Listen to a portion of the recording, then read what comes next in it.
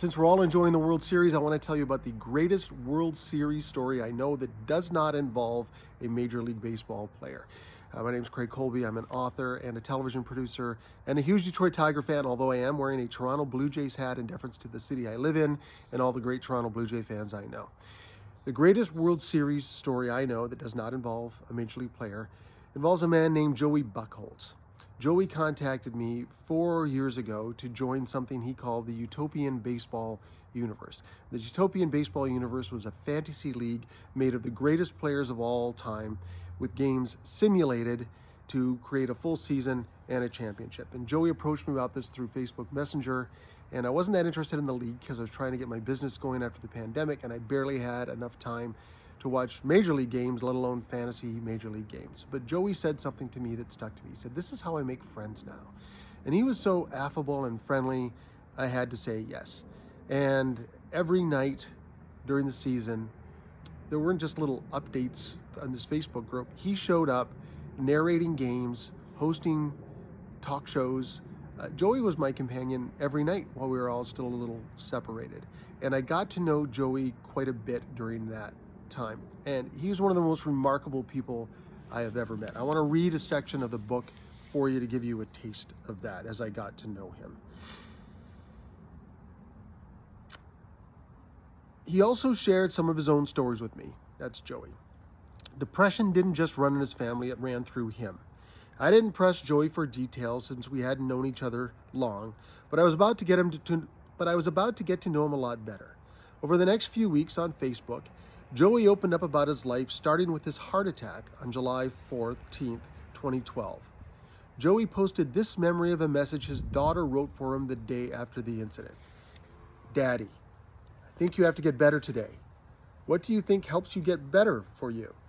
Daddy's heart was not feeling good, but the doctors helped it. Daddy's tired, but the doctors take medicine for him. I think he will get up, jump out of bed, and feel better."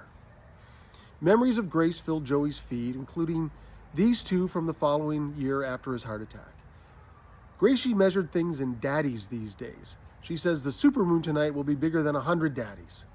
Grace said, "Daddy, what do you care about?" After naming every member of the family in baseball, she says, "Don't you care about fashion?" Joey also wrote about his heart attack and the sad legacy of that day. July 14th is hard for me. It is the day I had my heart attack in 2012. It's the day a team of specialists saved my life. So in 2012, I started celebrating July 14th as my second birthday. In 2014, on my second birthday, my dad took his life. So the day is no longer celebratory. On his father's 70th birthday, Joey posted a picture of his gray-haired father working on a drill press along with a message. Joey said his father wasn't a baseball fan, but was sure he would have been proud of this league.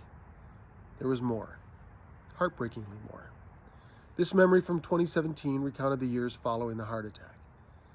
"My name is Joey Buchholz. I love baseball, music, books, pizza, fantasy football, peanuts, and you. Last summer, I checked myself into a psychiatric hospital for 10 days. I left that hospital feeling great. Within 4 weeks, my wife left me for someone else.